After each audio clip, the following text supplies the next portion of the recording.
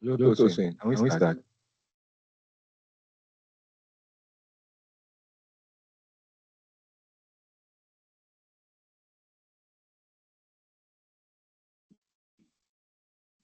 Enable your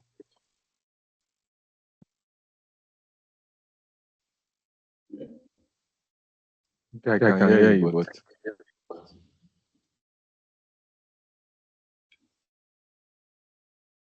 can you hear me?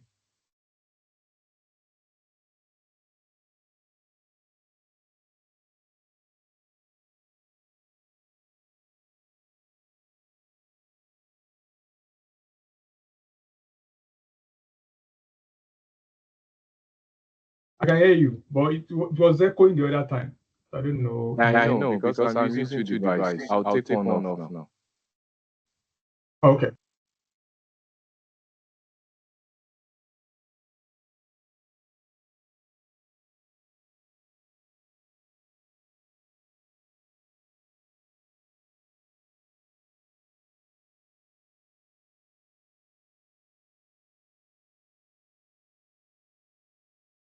We okay now? Yeah, it's okay now. It's fine now.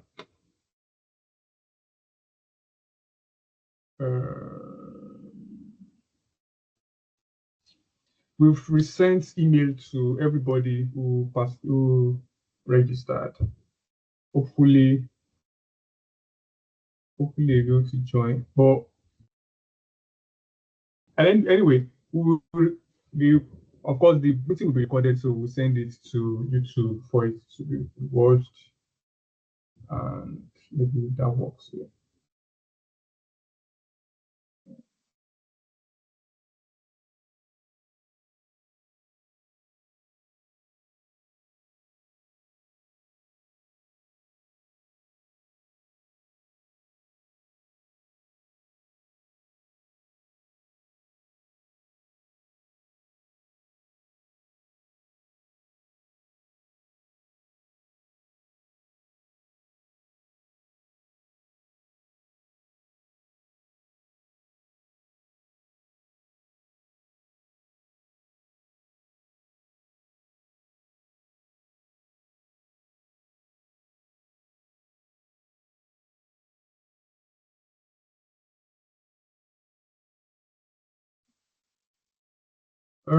But is there a reason why it's not showing video?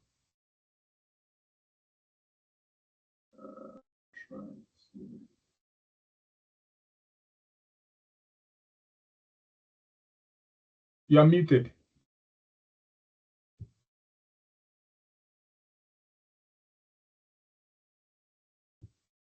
I can't hear you. I don't know whenever your camera has been disabled.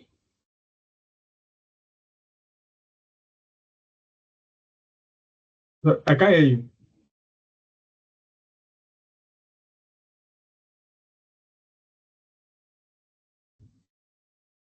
Sorry, can you hear me now? Yes, I can hear you now. Aha. Okay.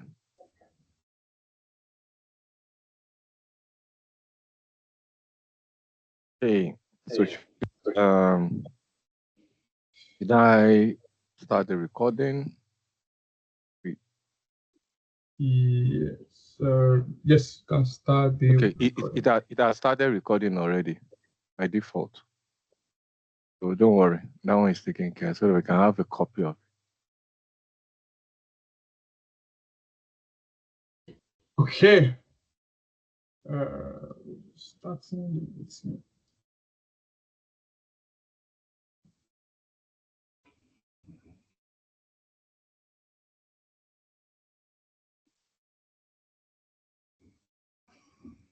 So I'll be sharing my screen now. Please let me know when you can see my screen.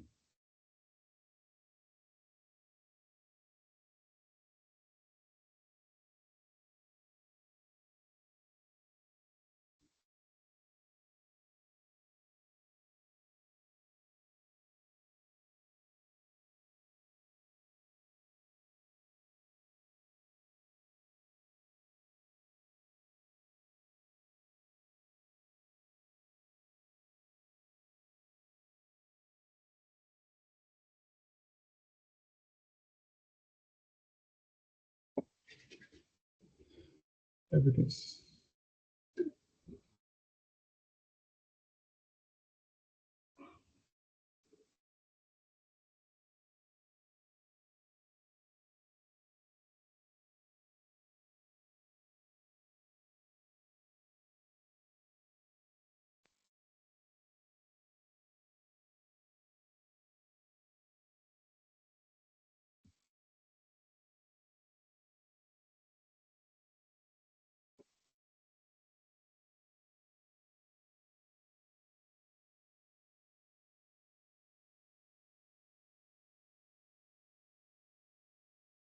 okay. So if you can see my screen right now, please let me know while we go on this call. And Olua, please let me know if you can see my screen. Can you hear me? Okay, thank you so much. Right. Good evening, and thank you so much for joining this call. And to everybody who will be joining on via YouTube, via other channels, you are very, very welcome. Today we are discussing AI revolution, and with us in the studio is Oluwaseyi, Oluwawumiju. Is a cloud expert, MVP, MCT. He's an expert in AI. He's an expert in Azure, and he will be taking us through some fundamentals about AI and how AI is shaping the landscape in tech and what next. So basically, we're trying to understand what is happening in the AI world and how we are actually leveraging it in today's world. Because we know data is everything now, and the bedrock of AI is even data. Now, understanding this will help us to, as a professional to it help us to position ourselves rightly for the future of work, which is even now. Anyways, so welcome with me, Mr. Oluwaseyi Oluwawumiju. Please, if you're on the call,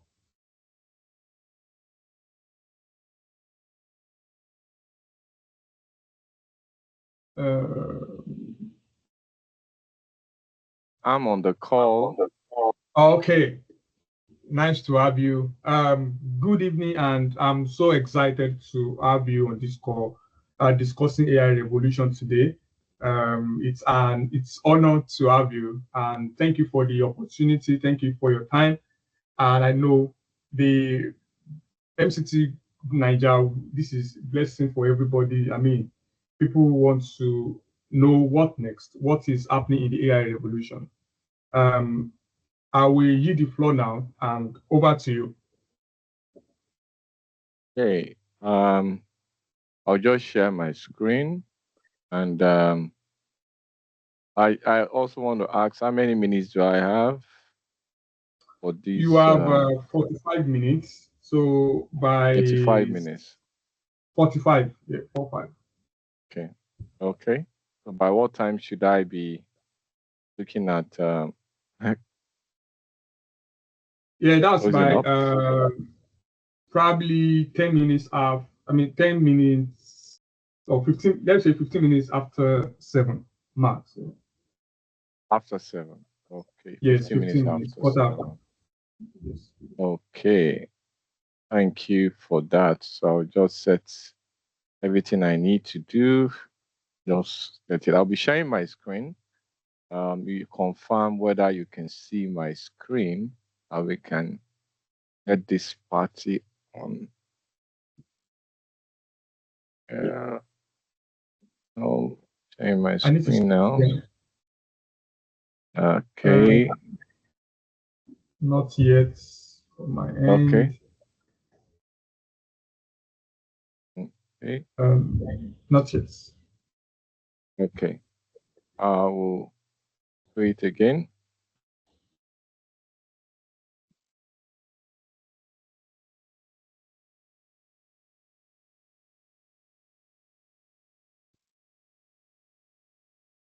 Can you see it now? It's coming up now. It's coming up. Okay. Yes. Okay. I think because of the timing, I know so many people that have reached out to me in the afternoon that they want to be part of presentation. Maybe because the timing, most of them are, yeah. But you can reshare and rebroadcast to see how many people that can come in. Okay, welcome, gentlemen. I don't know, Tosin, I don't know whether it's a male or female, but you're welcome. And so we have to be careful. So I want to be sure that I'm talking to, okay. So I know, welcome. And we're going to look at a topic which is referred to as, I titled the revolution, the AI revolution. And the fact here is that we see a lot of things that is changing in the world. And one major trademark that we are seeing around us is the AI. The AI is changing a lot of things. And there have been a lot of issues around it. Some people navigate the fact that AI is going to take their job. Some people feel AI is like a booster to whatever. So we're going to just take a dive into uh, the the rev of AI and let's see how it plays out. Now, before I go on, I'd like to take a short break to just introduce myself. My name is Oluwaseyi, and although I have a very long surname, Oluwawumiju is tongue twisting, but I'll just leave it at Oluwaseyi. It's easier. And I have some years background in Microsoft. Started way back when we were used to the on-prem environment, and it spanned me up to getting myself into training.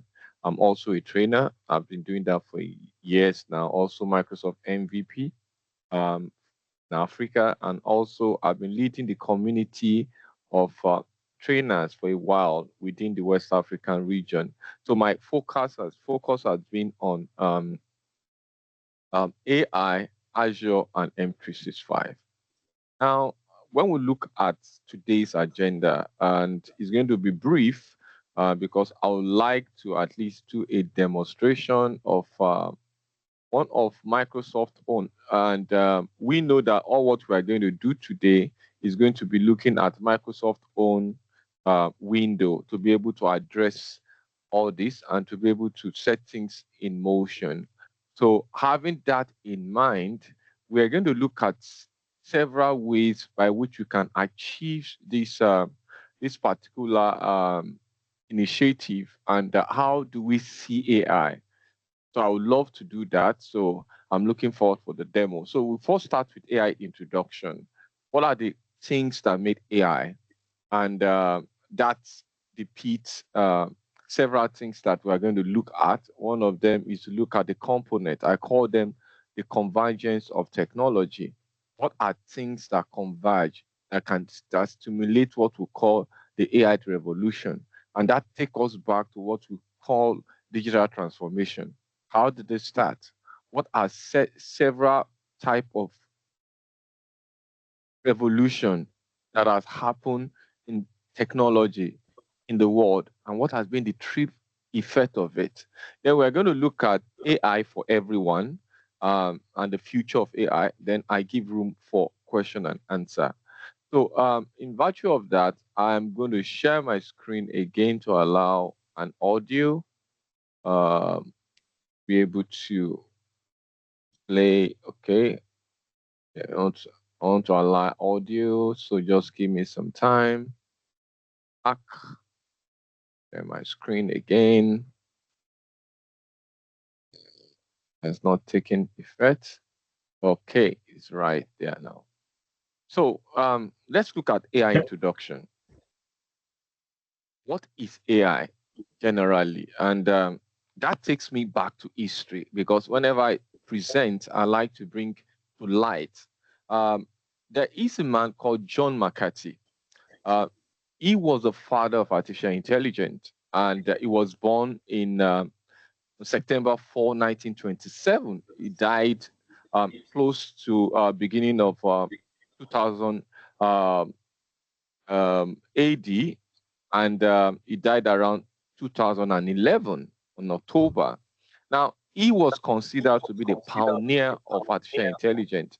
Now, if you look at history, it started way back in 1948 when certain people came together to design what we call a mimic of human by stimulating what we call human reaction with computing. Now, at that time, Alan Turing started in 1950 to power this policy. But however, to take this up was John McCarthy. John McCarthy was a co-organizer of a DMOT conference that happened somewhere in the US. And that was what coined out today, which is referred to as the beginning of AI. Now, I'm taking also a cue from a very popular scientist called Albert Einstein. Albert Einstein mentioned that whenever there's a change, because Albert Einstein was in the time of revolution of electricity, other technology change that happened that brought about rapid development in commerce. He mentioned that before he died, he said, whenever we look at creativity, what should come to our mind is intelligence. And whenever intelligence come in, fun should come in. So all these scientists at their time, having rigorous practice to make things happen, they were actually making creativity in a formation that can bring what? A typical function of being happy. And that tells us that everything that has ever happened, in every revolution that has ever happened, two things that has happened, the mandate of the people and the technology. So every time that people differ in their expression, they want changes, they want differentiation in what they do, they always peg on what we call, a leverage on what we call technology. So, in fact, technology has been the pillar of what we call the transformation that has happened for every digital transformation, for every transformation that has ever happened. And that takes us also to look at certain things as we introduce AI. The first thing we're going to look at is what I tag as convergence of digital transformation. Now, every time from 14,000 before before the birth of Christ, there is this wheel. I don't know if you have watched the documentary where you see a very big wheel, and they always, I think they do it in their shows and the rest, and in their uh, fun fairs, most of the developed countries, especially the US. And there's this big wheel, and someone will be riding on the wheel. That was the first initiative of technology that came in to bring about mobility, transport. Afterward, we see a lot of things that was coming in terms of print industry, in terms of, we're going to, there's a lot of divergence that grows as these changes come. But for our own age, for where we are today, as we look at AI revolution, three things that are components that's making it possible. One, the cloud technology. The avalanche of the power that we have within computing. And that's span up to so many providers coming up with what we refer to as a public cloud system. What is public cloud system? Public cloud system is a system where certain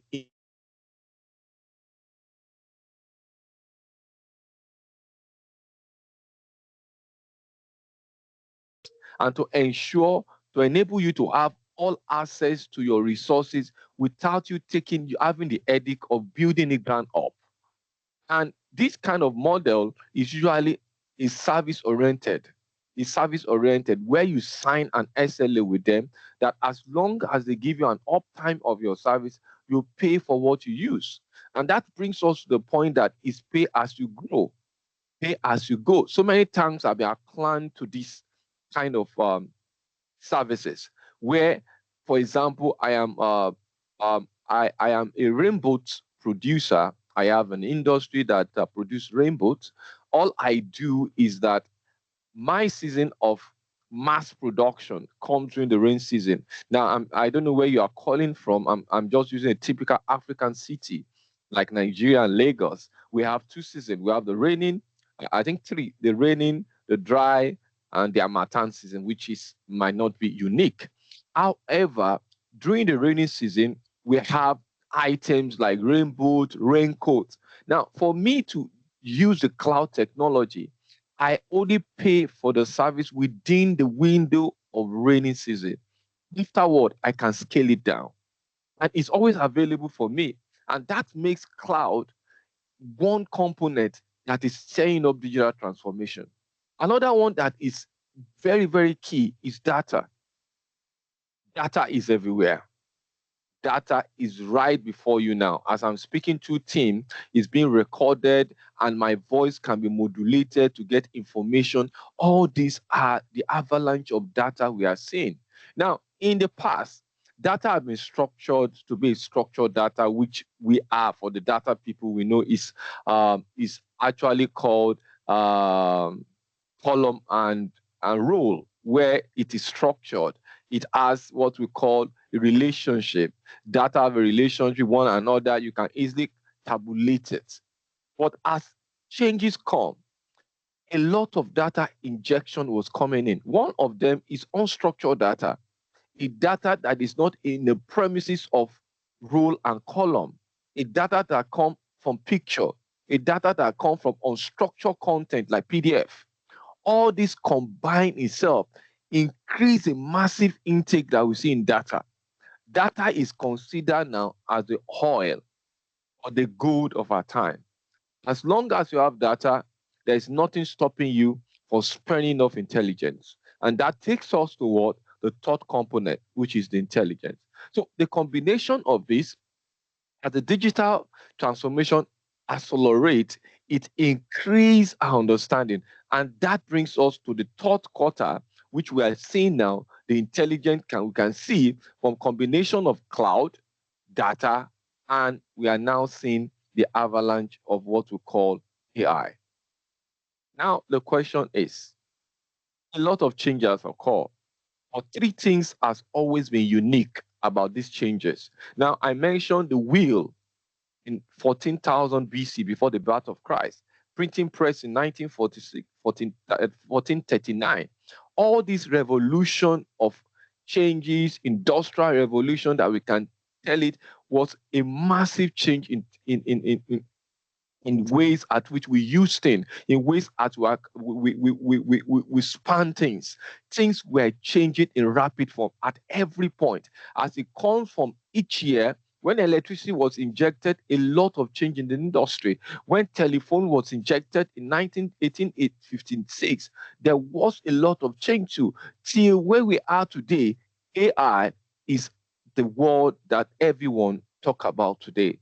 But in all, I categorize this revolution, these changes, these industrial changes with three major components. One, every man needs, keep increasing. Two, innovation is consistently coming up as human need increases. Three, there's a lot of progression. That's why we can see that this all is built on the people. Technology has become a people-oriented push. As long as we as individuals in any area of our industry, manufacturing, consulting, we keep needing one. When COVID-19 came in, what happened? There was a change. People start initiating what we call a collaborating solution, a communicating solution that we are using now, like Team, Microsoft Team, was battered in 2019 because of COVID-19. That shows that the need of human, as long as it's increasing, there is a consistent change in innovation. And that innovation is where we are today. So is a cycle that can never be changed. As long as human needs increasing, there was a time in industry, especially if you're in the IT industry, that every time you want to do anything, you have to drive down to your office because your computer, which is then was a desktop, was there. You need to launch the computer, connect it to a client's agent to your server to be able to get an application running. But today, what are we seeing? I am sitting in my home now. I'm talking to people all over the world. Some of you are from UK, some of you are from Nigeria, from Lagos, and every other part of the world. And we are communicating, we are collaborating, and we are training ourselves because a change consistently, continuously move from human needs to the innovation that technology comes and the progression. Now, let's take a pause here. Now, we have established that three things that is steering up digital transformation: the cloud power, two, the avalanche of data, three, the intelligence that we are seeing. Now, let's now look at each of them. I mentioned data the other time. Let's look at one of them that is critical, which is the cloud technology. Let me define the way cloud technology is. Cloud technology is actually like a paradigm that talks about computing. But the way this computing is actualized differ. At this point, we are talking of it in different characters. So let's look at each of these characters to understand what cloud technology is. Let's start from the central idea. The central idea of cloud is divided into three. One, it is a utility for computing. You don't have to own it. You can pay for the service. Two, it is a service-oriented architectural solution that require you to have an agreement with the provider.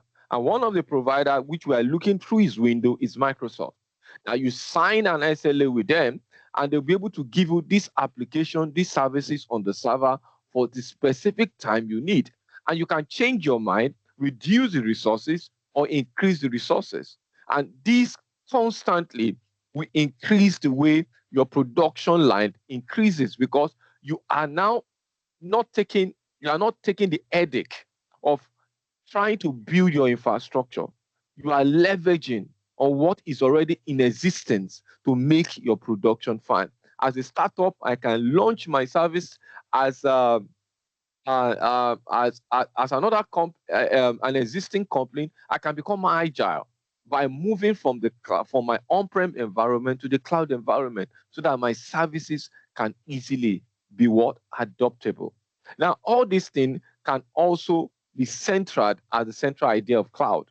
Now, another way we can consider cloud technology is to look at the character of every cloud provider. One of them is availability. Another one is scalability.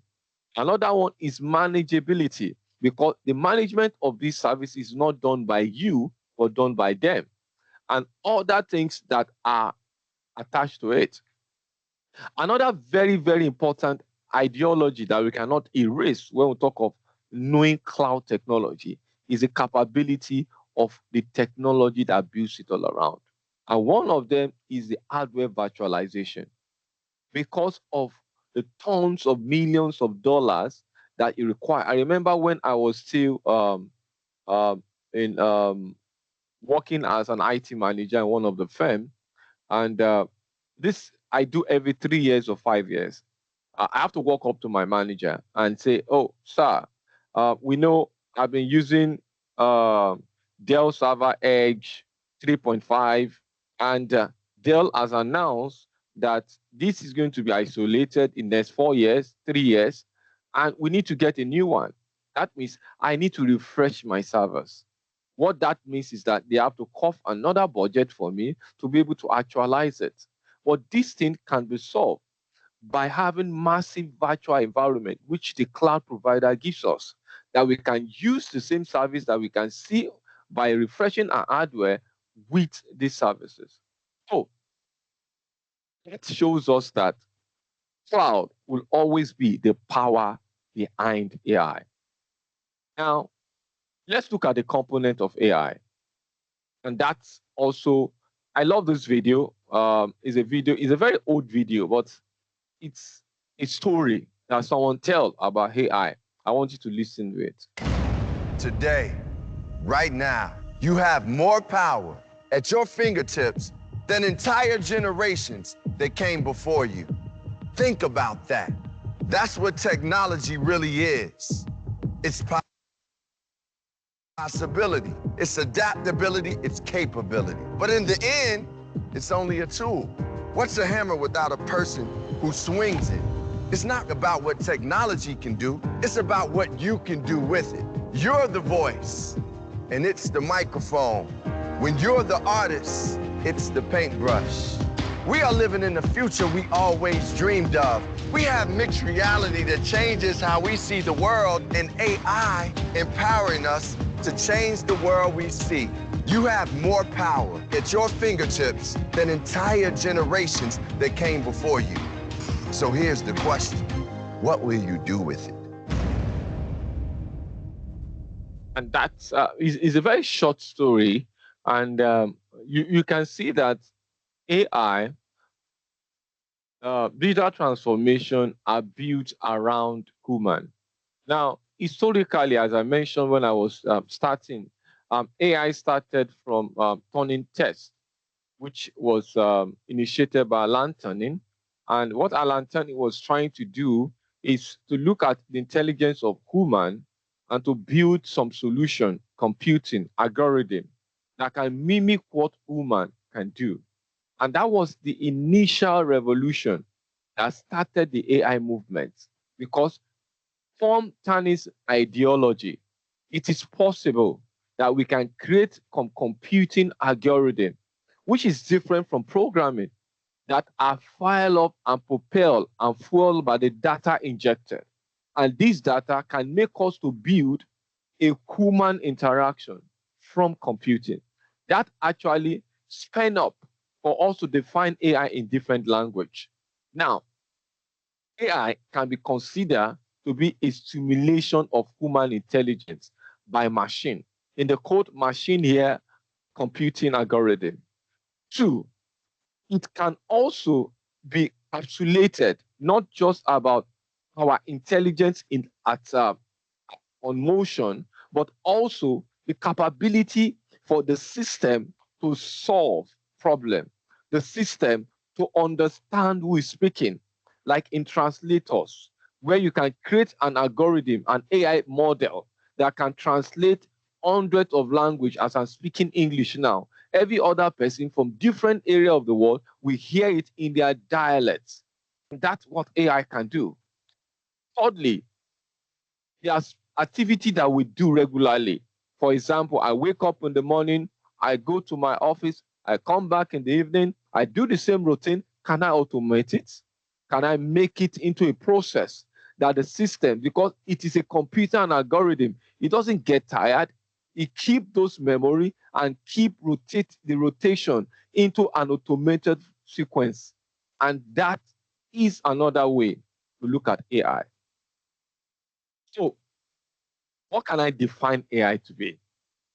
AI is mimicking human, a simulation of human intelligence in the form of a program that are sequential and properly programmed to think like me, to behave like me.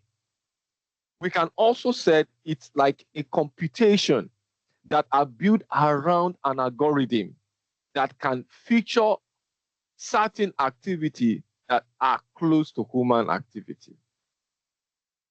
So there are several obvious questions that have been asked at this point when it comes to AI. Is it a program that behaves externally like human? Is it going to operate like human do? Now, when we talk of the computing now, how will it behave in terms of getting intelligence from data? And what is the rationale? If I tell ChatGPT, hello, ChatGPT, what is the rationale to come back to me to say, hello, Sheyi. How did he get my name? How does he not understand that my name is Sheyi? Obviously, I have a way by which I log into GPT. As far as I've logged into the GPT, he has seen my identity from any identity system that he calls up to the API. You can understand that my first name is Sheyi and this is my email. So in order to have a human interaction through a generative model, it starts talking to me like human. We have seen that this obvious question can lead us to understand some core components of AI. As we look at this revolution, 1, ability to solve problems and reason. 2, learning as it goes, because AI keep learning and adapt to the system. 3, it can talk to you like human using natural language. And the final thing we have to see from the characteristics of AI is that it has perception. It can see through computer vision. It can recognize speech through language services. So if I'm talking now, it can interpret what I'm saying and translate it into text. These are all binding force that make up the character of AI. I hope you are following me. If you have any question, please, you can just drop it on the chat or just raise up your hand and I'll give you the audience. So now let's look at this component in certain breakdown. 1, apart from what Tony did, AI was built on mimicking human, but the actualization of AI was done by what we call a machine learning system. A machine learning system is just a predictive model that can be fueled by data to consider different ways by which human can interact. And once it has gained the actual points, it becomes what we call an algorithm. That algorithm is translated into a model, and that model is what we now use generally. We have a lot of them. Meta is one of those models. We have GPT 4.0, 3.5. We have DeepSeek, and we have a lot of those models that have been actualized by constantly passing through data and creating an algorithm that can feature what is actually designed for. Secondly, another component here is the ability to talk to me like human. If I say hello, the system should be able to say hello back to me. I say, I want to know what is happening. It will tell me, good afternoon, Sheyi. What can I do for you today? These are systems that we can get in our typical chatbot all around the world that help us to design how to communicate with human. Now, vision, ability to see, know, understand, perceive, and make decisions. 3, 4, rather, robotic, automation. And finally, deep learning, getting into a point of prediction and telling you what the future will look like. So, what is it likely to be in next few years? Although I don't believe when I use this picture, I don't believe in these guys, yeah, but that's science. Science says that human originate from ape, and as long as the narrative increases, it changes its form, and we are now here. But what are we saying? In the next few years, we might be seeing things like this, which are human in AI form, human in robotic form. And that tells us that historically, judging back from the past, Allen in 1950 started with Turing tests. 1956, John McCarthy started the Dermot Conference, which marked the first initiation to AI. And a lot of things started coming in from the boson driven by computing power. A lot of things run across each of the years. You can see in 1966, there was what we call the first chatbot that was created by Eliza. In 1980, an expert system was created. Even in the recent 2015, Amazon creates what we call an AI system called Echo. Now, all this tells us that AI can be broken down into two components in the past, but there's a new one that is coming, which is called generative AI. From the word generating. From the word generating, what does it mean to generate? Generate is an ability to correspond to certain data and create it as the original form. That's why you tell GPT, I am going for an interview tomorrow. I need to write a letter to the embassy. And the embassy letter should state my time of acquisition of my application and this and this. And GPT will form addressing you as a correspondent to the embassy because it is generating by actualizing. There is an algorithm within it, which is either GPT 3.5 or 4.0, that use a large language model to the internet to talk to several number of data to create components that can be generative and very inspiring and very natural to you. So all these things are the breakdown of AI. And that tells us that AI can be spanned in different areas, from artificial natural network to machine learning, to language process, to robotic, and to Internet of Things. And that tells us that one major component that I'm just to briefly talk about among all others is machine learning. Now, what is machine learning? Machine learning is just a technique where we can create prediction, because the basis of AI without machine learning is very, very slim, because machine learning is the one that creates the inference that can give you an output. So the prediction model that we see all around us through Gen AI or any other model are done by machine learning. So what does machine learning do? Because we have an avalanche of data. So machine learning creates what we call a relationship with those data, ensuring this relationship are captured. And that can spin up to what we call an algorithm. And that algorithm can use for prediction.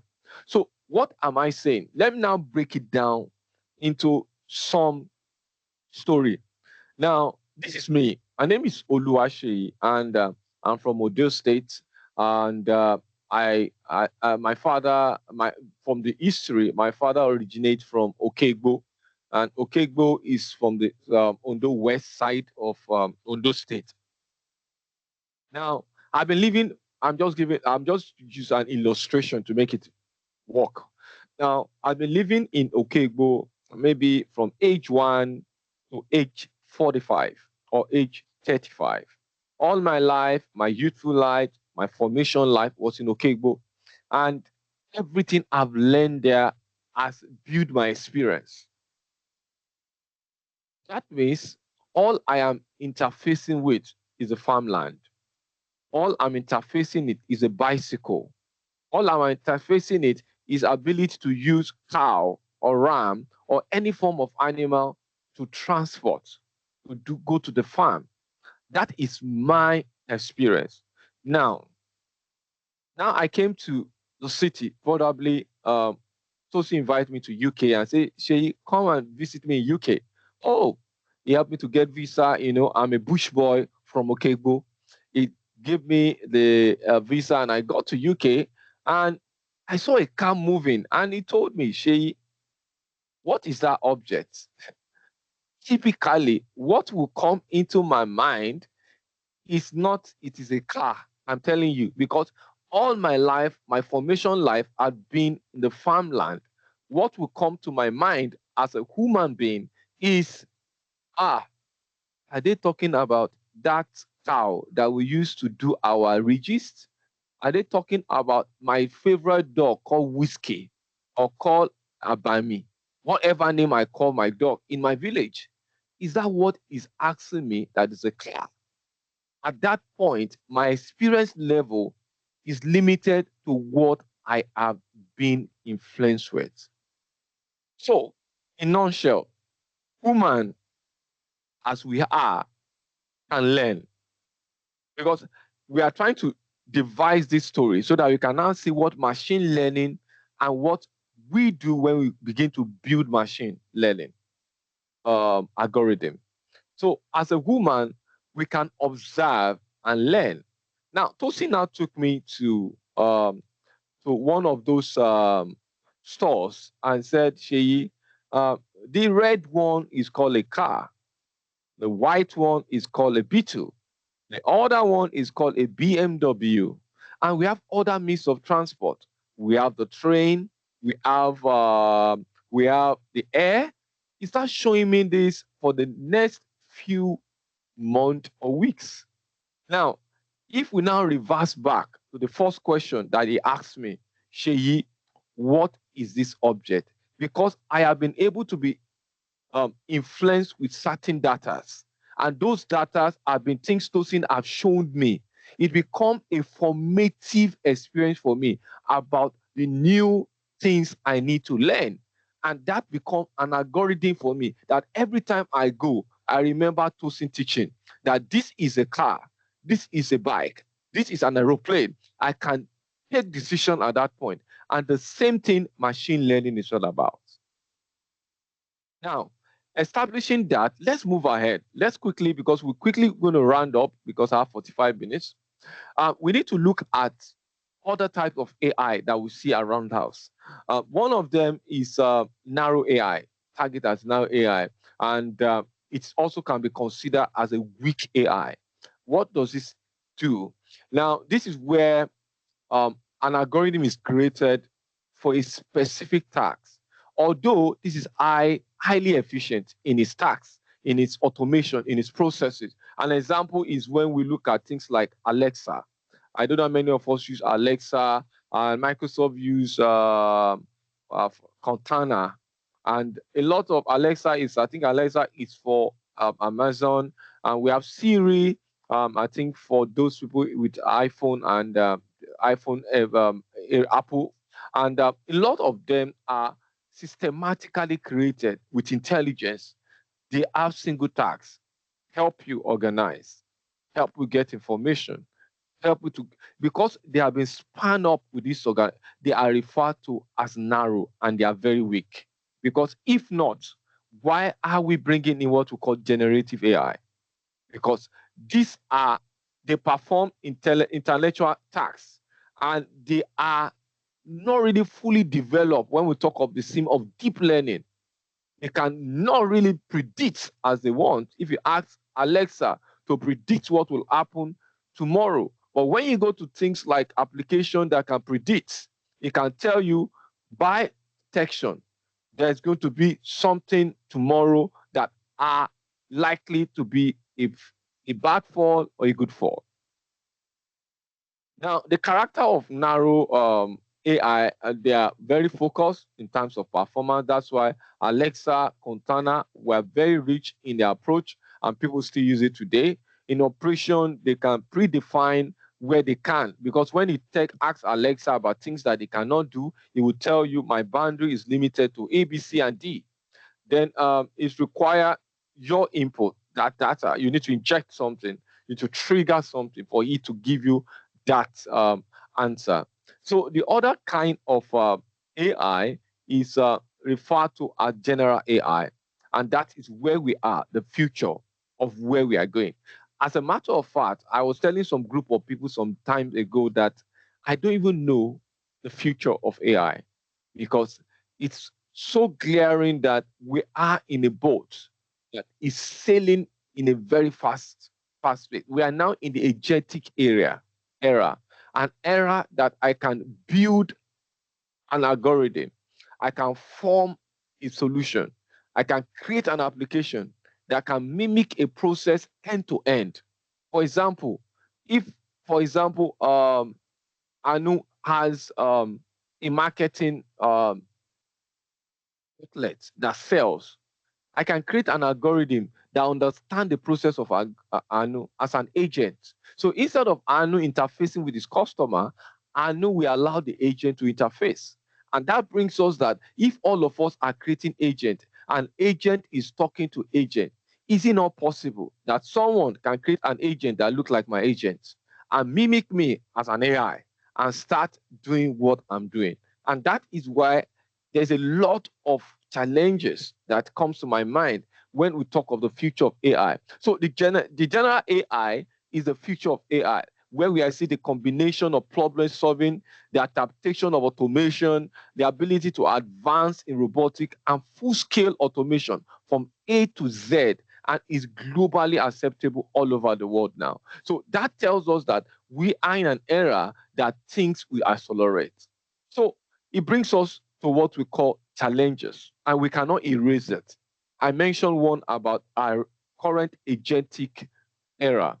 When agents start talking to agents, human intervention will be taken off.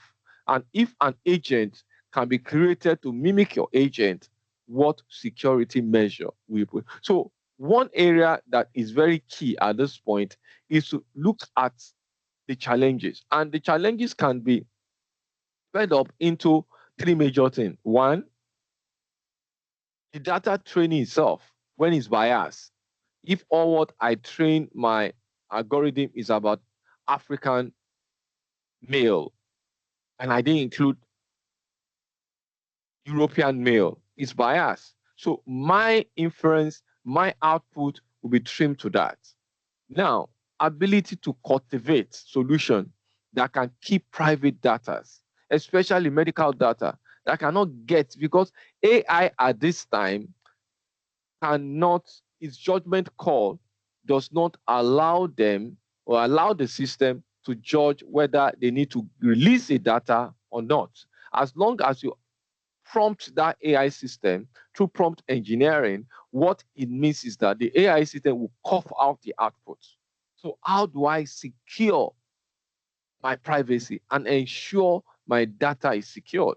Then other things is things that require government influence, like policies, like AI policy. And there is no government today that is bringing that into more fusion or in reality as as it may be.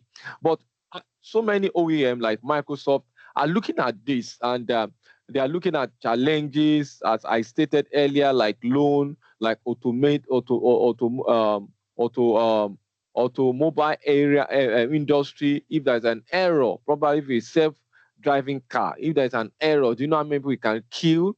And a lot of exposure of data that, if it's not properly managed, can cause a lot of problem. So the risk is there, but how do we solve it?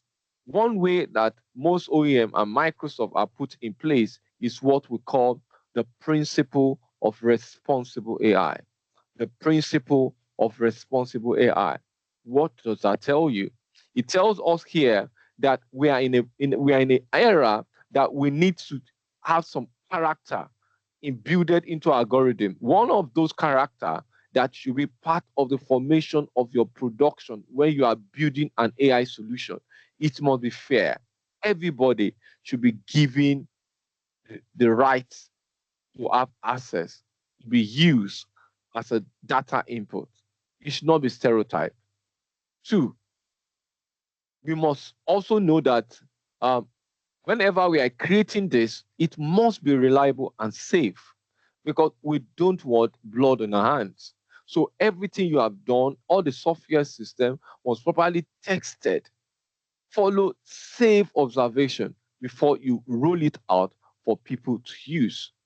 And you must observe privacy and security as you build large, because we are talking of large volume of data, which is spanned to certain harvest of some sensitive information. And you have to keep that in mind, that all those information, you must guide yourself through security system that can allow private data to be private, not public. Then inclusion. Everybody should be inclusive. Nobody should be accepted as you build your algorithm. Now, it must be transparent. Everything you do, you know, in those days when I was growing up and when I started into IT, there is something that is very, something happened. My PowerPoint just went off. I'll just bring it back now. There's something that happened in my formative time, and what happened is that when you go and try to learn from people, especially what is happening within the technology you are in, people believe that by holding technology, they actually have like a point at which to keep their job. So most time, what I notice in those days is that people are selective. People are very conscious of who and how they allow their knowledge to be transferred to. And that brings us to the point where transparency is very key. Whatever you are creating, you must ensure that your creation or whatever you are developing is transparent enough for people to see, to understand. So you cannot keep, I'll share my, there it again. You must not keep things in like keeping it you isolate yourself, isolate your technology. Transparency in terms of what you are going to do, the usage, how it works, you must not limit the exposure. You must always guide it and bring it out. Now, another thing about AI, when Microsoft built on its algorithm, is what we call accountability. Now, accountability is that whatever you are creating, you must be accountable for it. You must put information down that this AI model is created for the European country. This AI model in this car is created for Lagos, not for Abuja.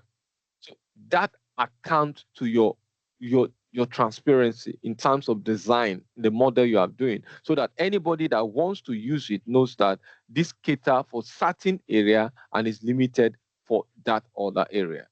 So in nutshell, as we are rounding up, what we can see here is that there's a lot of things that is happening in the real world. And in the real world, I will just mention some area. One of them is in workforce. Now, there is a bias that AI will come and replace their job. And the truth is that AI is not taking your job, but AI is coming to give job transformation, um, not just to replace you or to empower you, to reskill yourself. And as long as you are doing that and you're upskilling yourself, you'll be able to become what? A model by which you'll be the model that will be created around that human interference. Because as I mentioned, security is a question now. There should always be someone that can give that judgment call in terms of approval, that judgment call in terms of allowing things to move. If not, we'll be in calamity.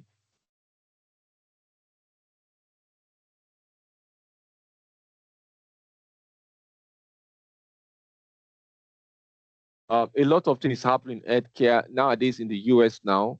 We see local people now having operation through AI model, where because the medical personnel cannot get to that location, they go through online, they use the AI model to give that detection, at least that first point of detection, and predict, analyze. And even sometimes it helps them to analyze what kind of prescription they're going to give, what are the kind of drugs that can be acquired over time. So virtual assistant is one very old one, and diagnostics is becoming more accurate with AI.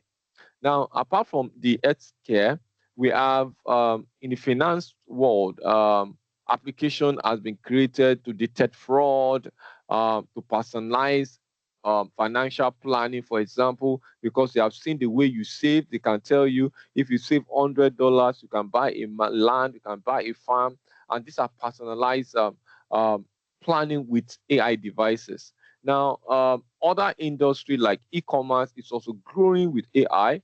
Other industry is transportation, and one very thing that unique if you have follow the current war between Russia and Ukraine, you see a lot of involvement of AI, where they have created algorithms that can transport real-time transport model that can easily go through transportation, heavy lifting, and even detecting what and where their enemy is. So a lot of things is coming in and into transportation.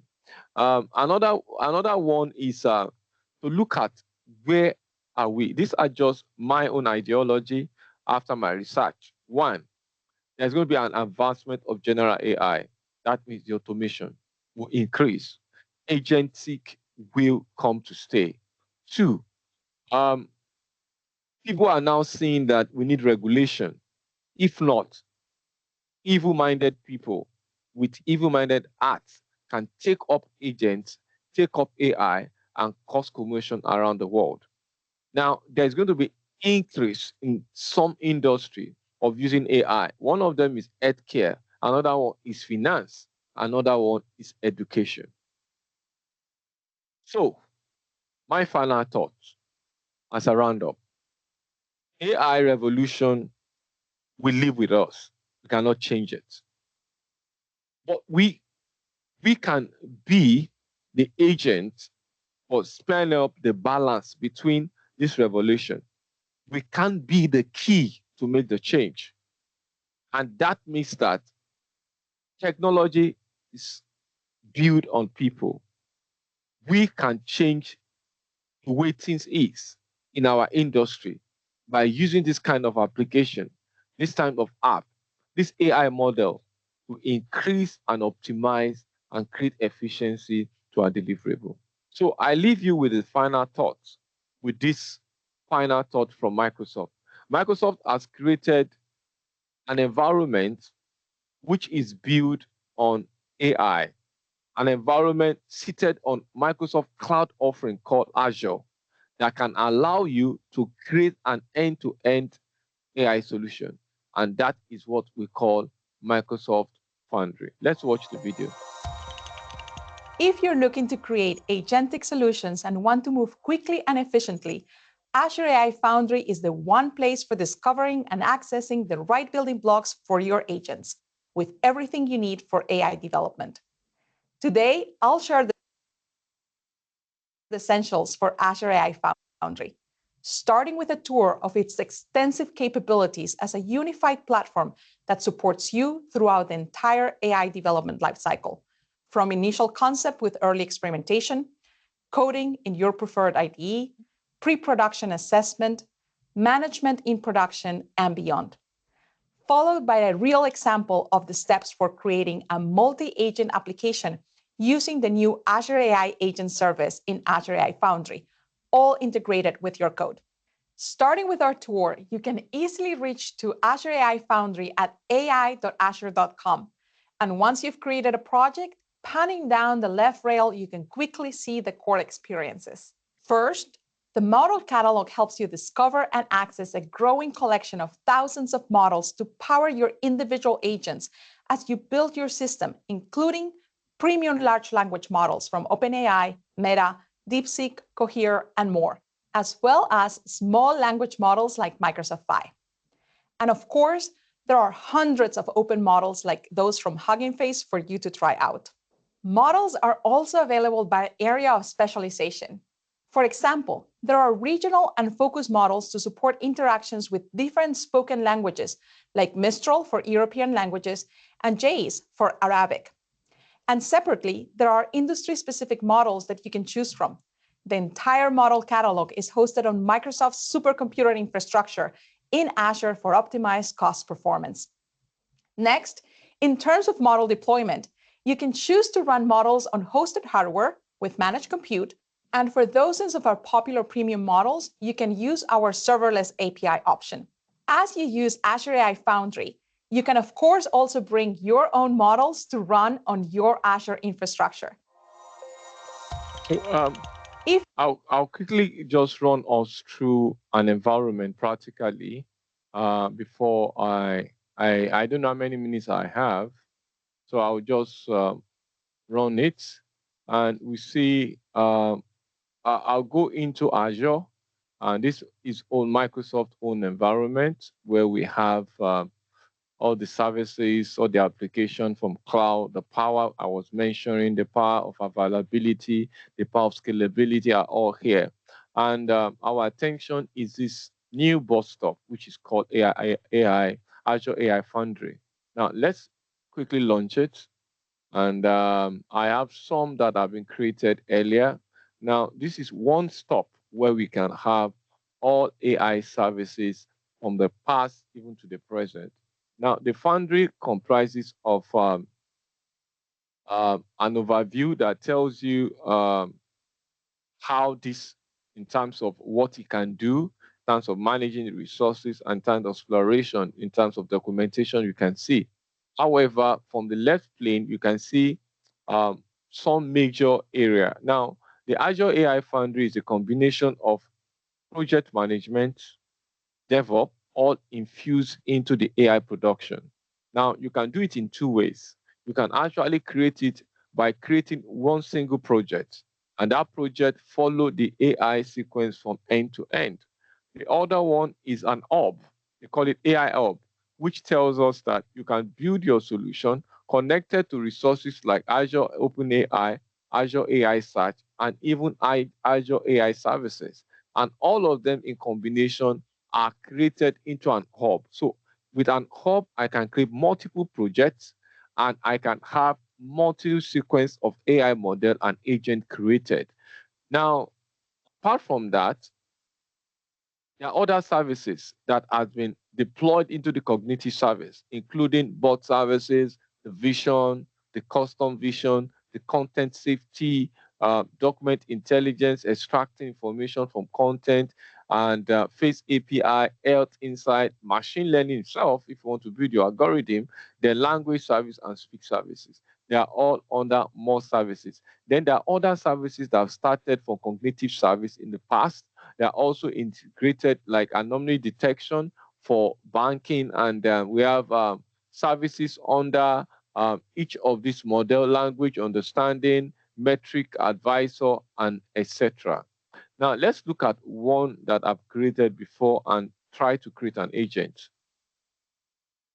Now, let's just look at Foundry that I've created, and let's use it as a way to create a model. So to create this, you just have to go to the Azure AI Foundry, follow suit with those information, and use that as a means of creating. So if I want to create one now, let's say I want to create an hub. I first of all go to the hub. You can see all the hubs that I've created. I create a new one, and this I'm going to create a container of multiple projects, not just one. And I launch it. It takes me to a point at which I follow certain form. And each of these form is a guide to create my resource. So once it loads, you notice it takes where my subscription is, then it loads all the resource group. Resource group is more of a place where you can keep all the resource you are trying to use. Now, if it's not there, you can create one, but it's loading, it's taking time, and just give it time to load. Internet is slow. Let me just reload this page. Let's see whether it's faster. So please let me know when my time is up. Don't worry, just keep going. So Okay. say more 15 minutes. Yeah, 15 minutes. I will let you know by 15 minutes. Okay, that's great. So it's loading right away. I think my network is a bit slow.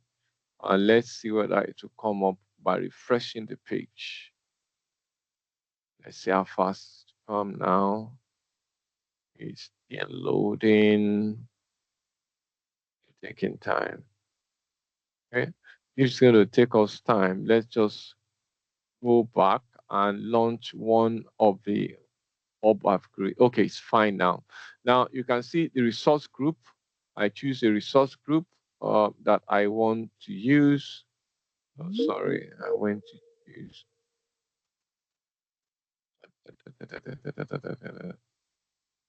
Coming up.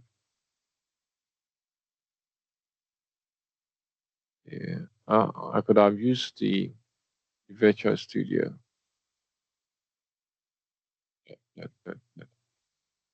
Let's use virtual studio. I think this is faster. It load every. I was the one that changed it. So we just need to put and there are several forms. The form on storage where you want to keep those files. How do you want to access it? They call it the inbound access. How you want to communicate the outbound access. That do you want to safeguard those information, those data? You want to encrypt it. Now, how do you want to identify those users, use the identity system? Then you can target for search and you now review it. So let me use AI service. And there are several regions. Now, the region are data center across the world. And these are the ones that are unique that have allowed Azure environment and services, AI service to use. So let's use Central. Then I need to give it a name. Let's call it AI Revolution Demo 001. So instantly, once it allows the name, it creates a friendly name. It creates a project for it. I told you it's mapped to project management. It also tied it to some services like AI services and OpenAI, which is where we have the ChatGPT and co. So once you have that, then you review it, which now help to what we call validation. You validate it to be sure that you have all the form properly, sequentially filled. And once that is done, you can now create the resource, the AI resource. So it might take, once you show green, that means all the details from storage, inbound access have been allowed and approved. So we create the resource. It might take some couple of minutes and you can see it roll out and you can see it created in some few minutes now.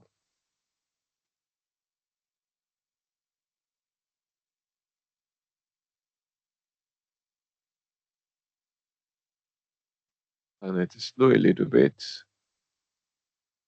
I just have to refresh it.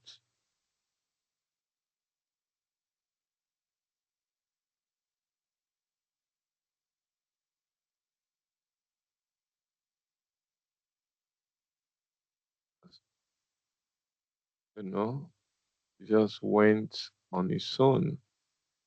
Once it's created, you see it from the notification, and you can now quickly go into the Foundry solution created. Now, this is the Azure part. Now, for people that are going to do terms of your developer, you want to take this to the next level, you want to create an app. One major area that is very significant for you is the key and the endpoint, because you require it to connect to your application to build that resource. So this is very, very important, very, very key in all the formation of your AI, the Azure AI Foundry. So it's very slow. I know my network is just sluggish tonight. Okay. Okay, it's still building this, and I want us to move. Let's go back to the resources.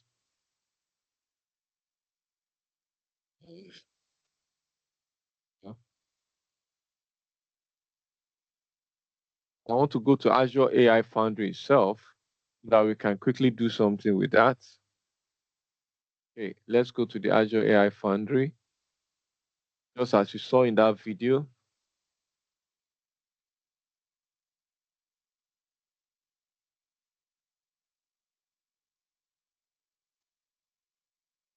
Loading.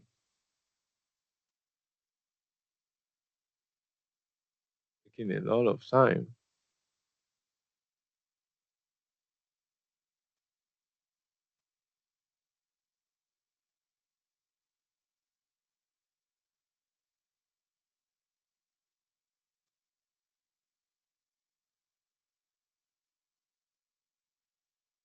Loading. Foundry is loading. Might take some couple of time. Depending on your internet access, I think mine is slow this time. Loading these and that. Come on. Feel like things should just in next few seconds be there.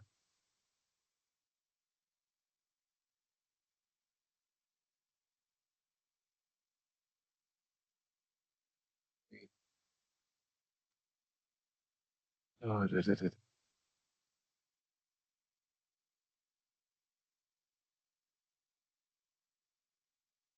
Hmm. I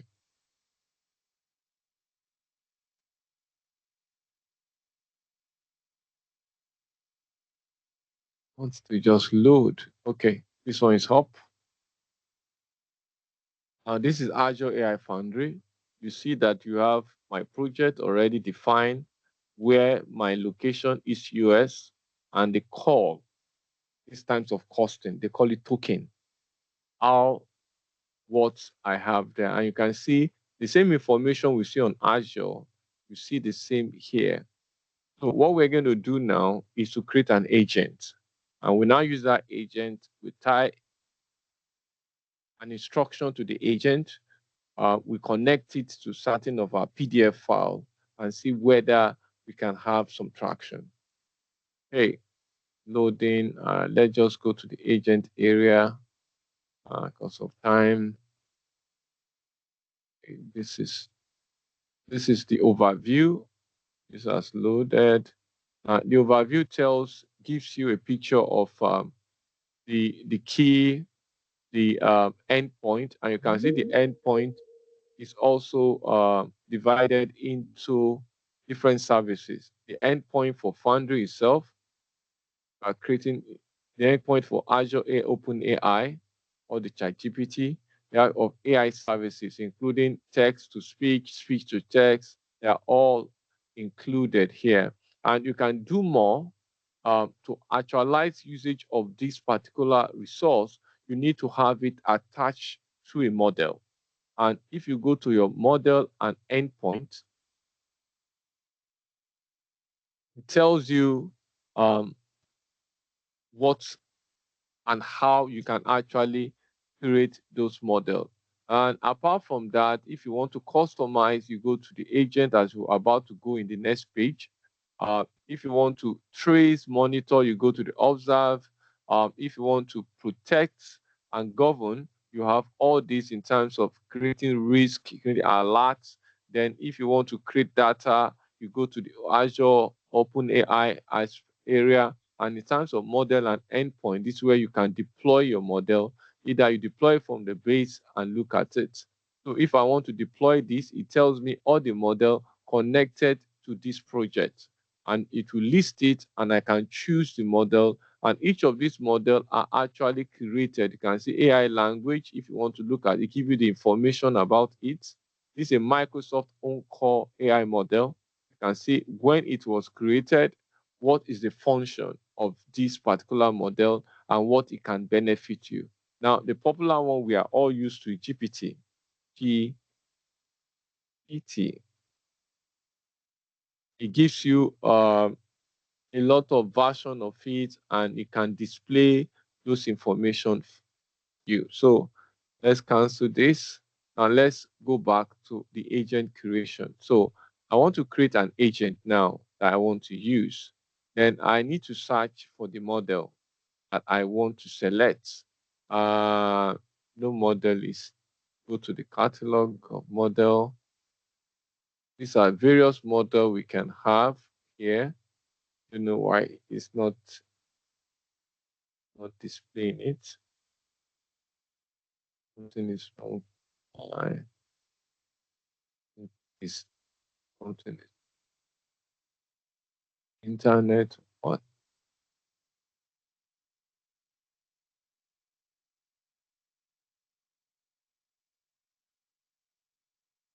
because it needs to deploy one, and for us to deploy it, we need to convert. So let's see, because I tried it the other time, it's just giving me just 7. and we have more than 7. This, let's see all the model. These are all the model we have, and let's explore the one we want. 7. And compare each of them. Where is the foundry? Let's go back to the foundry and let's explore the model GPT.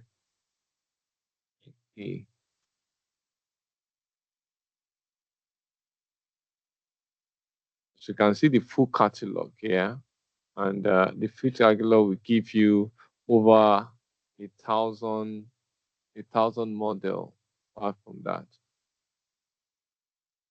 So we have seen GPT. Let's just try the one that we are all used to, 1.0. On the catalog, you see a lot of it still loading, about 11,000 currently. Right. Load.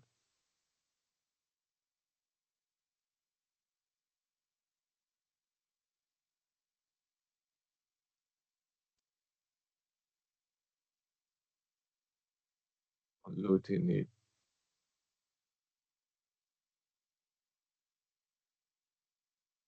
Let's initiate the model.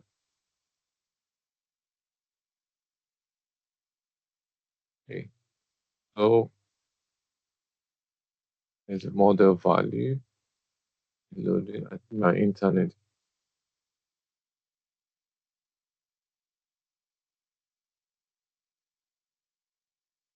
The number of what we have.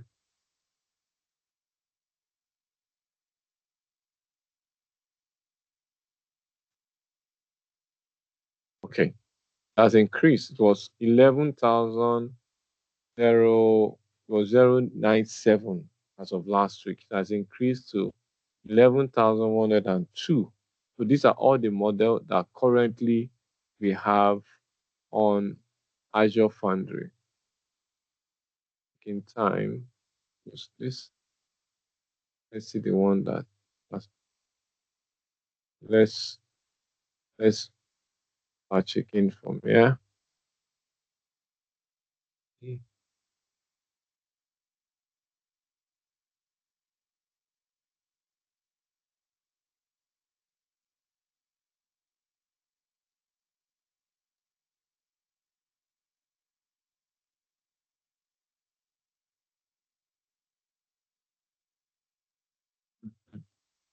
So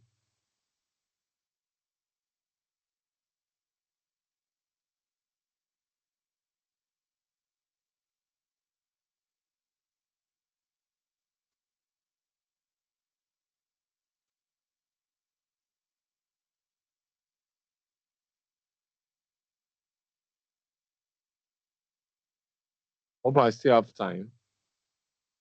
It's taking a while.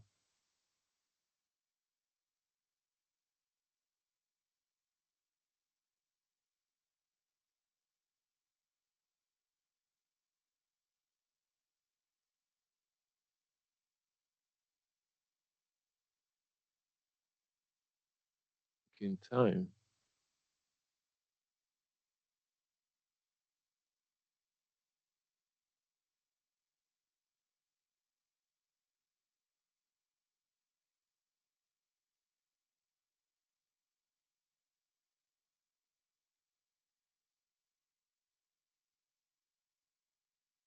So what we want to do here is just to go into the model and try to simulate some agent performance, attach to our own data, and see how it come up with some information. It's rather taking all our time.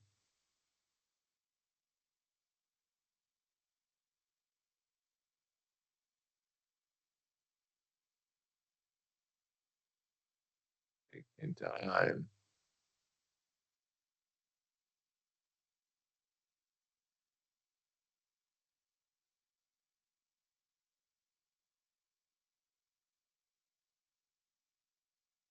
like in real time.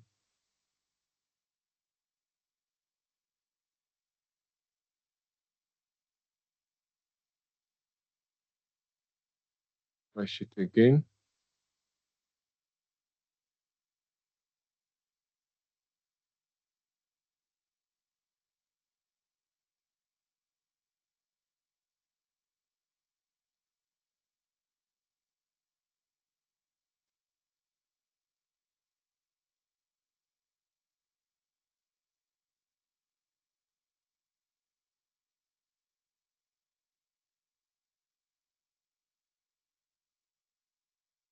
In time.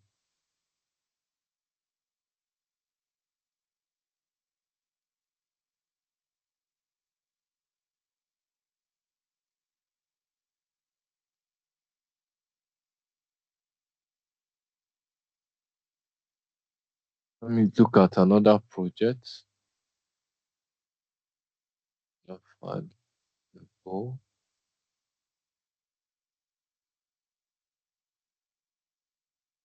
I've changed it to another project I have called Key Part. I want to stay.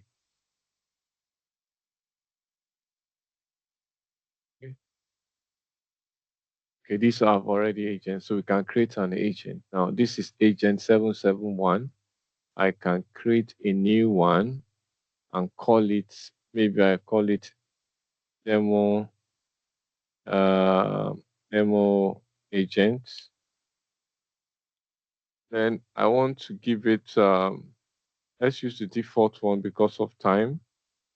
And let's give it an instruction. You are an inventory agent, or you're a storekeeper. Let's say you are a storekeeper. A storekeeper or company inventory.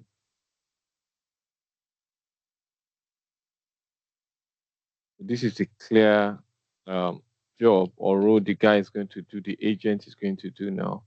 He wants to keep tab of my store. Then the next thing I want to do because of our time is to add what we call, where is the database? Just for the data people, where is the data? Let me add a data to it, and let that data, I want to get it from a file on my system. You can have it on Azure Search, ground it with Azure Search. You can ground it with a Fabric. If you have Fabric data, you can attach it.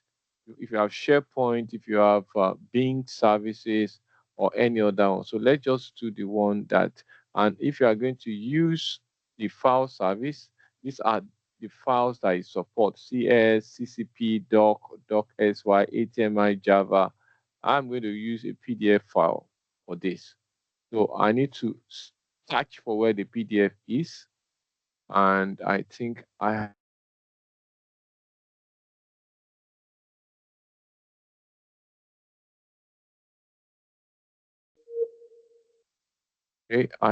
have something on inventory, push it there.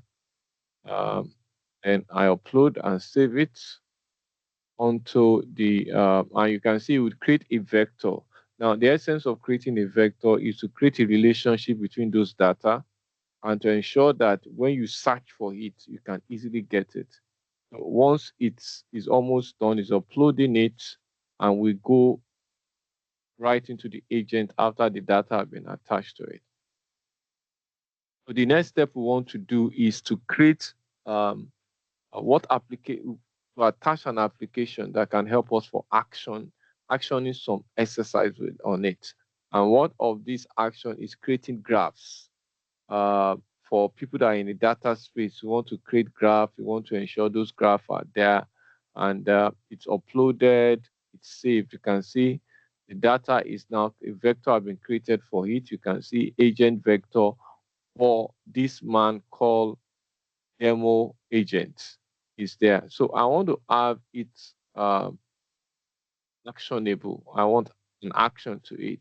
There are several actions you can create. You can create through a logical app for automation, OpenAI resource, but I want to use code interpreter, which help me to look at information. I can create graph for it on my PDF. So I save it, and once it's loaded, we can now start testing this agent. Okay, it's done now. Let's now try it out. Let's just first try it by asking some question, regular question. For example, give me the breakdown of all the items in the store.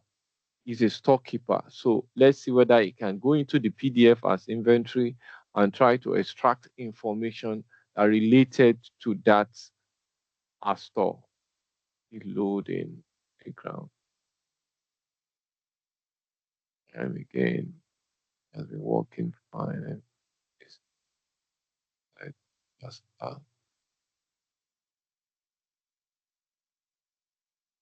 loading the place for the agent playground where we can test the agent and see whether we can get some information from.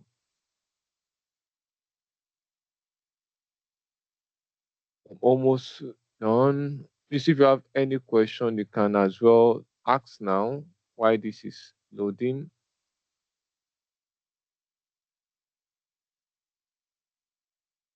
Any question, anything you want us to discuss? Okay, the playground is there. Is a storekeeper. Stock. It's store, not stock. Storekeeper. Storekeeper. And so let's test it. Good evening.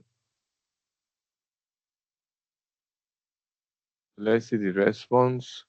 Good evening. How can I assist you? Please, I want to know the various items in our store. Let's see how intelligent this guy is.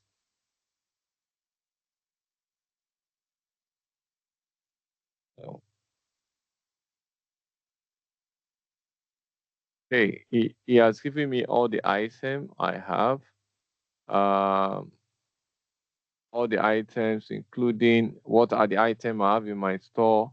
It's an IT firm. I have memory module, I have processor, I have SSD, I have hard drive, I have graphic card, and I have cooling and accessory. Now I want to ask it and said, please, can you help to read the bar charts of volume of the items? I want you to create a bar chart now. Give me the volume of the item. You write it. Okay. Go. Let me try it. Okay. I think my internet is slow a little bit.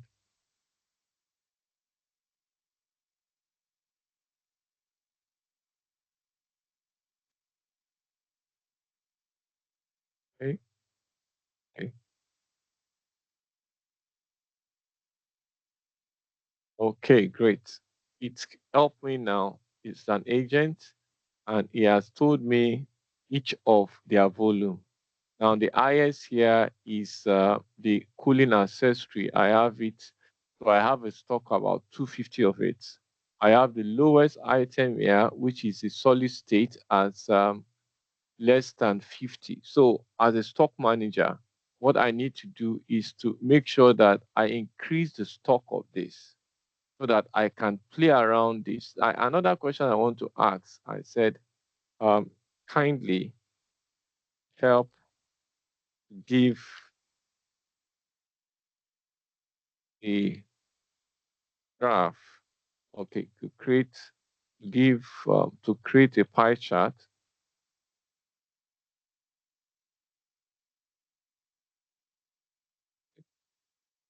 a pie chart of solid states, its drivers, allocation. Let's see. Just that came off my mind. Let's see whether it can give me generate that allocation. I want to see where and where I have lower intake of the solid states.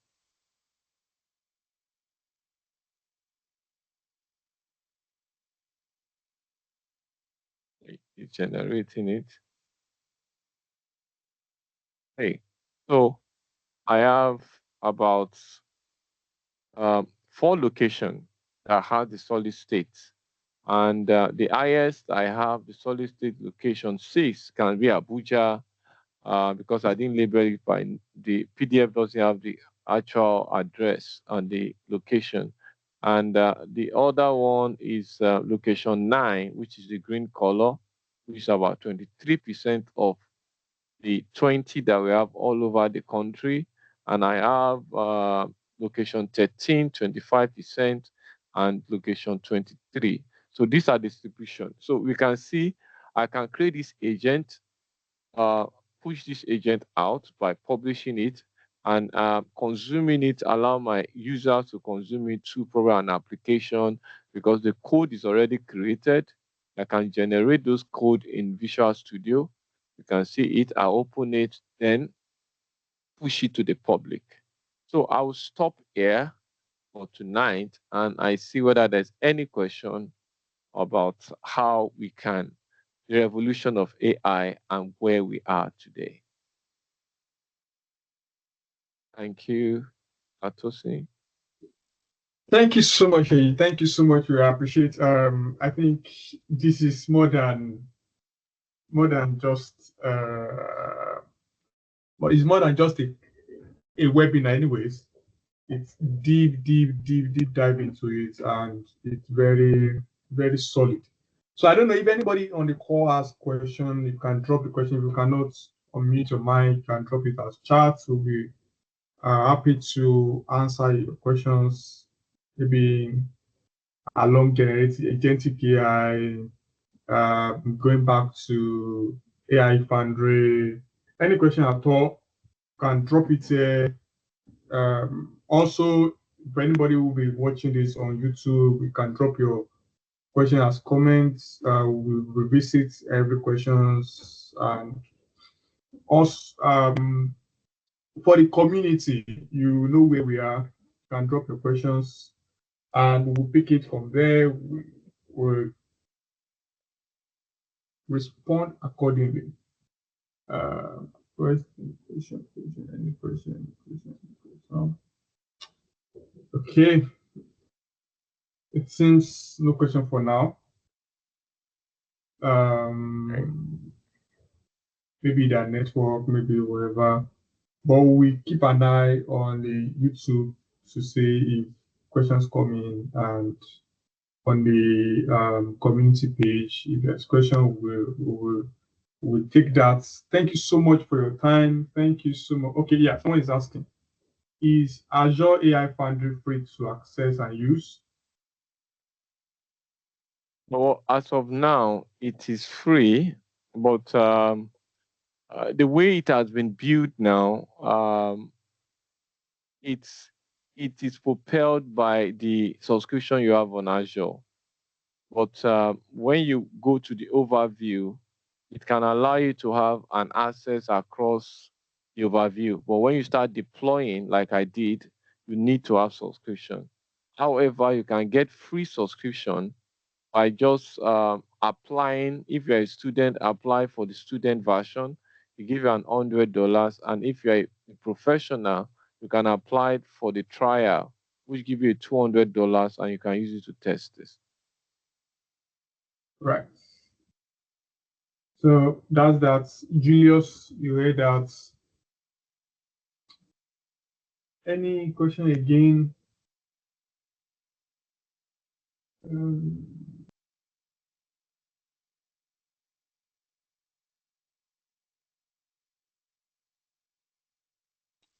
Okay, we've been on this call for almost 2 hours now, and we say the solid 2 hours, to be honest, solid one. Thank you so much for your time. Thank you so much, Oluwaseyi. Thank you so much for your time. We sincerely appreciate you. We sincerely say thank you for the contribution to the community. Thank you so much for doing this with us today. And once again, Tosin Ojo, the organizer, the host of this event, and we'll continue to do this. This weekend, we'll be having another session, which will be around Microsoft Fabric and talking about continuation of what AI can do, even with using Microsoft Fabric, understanding Copilot, and delving deeper into the combination of the two. So if you still have time, if you still want to ask questions, we have about a few seconds, not less than a minute to go before we say good night. Once it is, yeah, I think, I'm not sure there's any question again. Okay, so thank you so much, everybody. Thank you for joining this call. We sincerely appreciate you. And until next time, I remain Tosin Ojo. Thank you so much, Oluwaseyi, for your time. Thank you, Babajide. Thank you, Julius. Bye. Thank you, Oluwapo, and everybody that is watching this. And we'll say bye.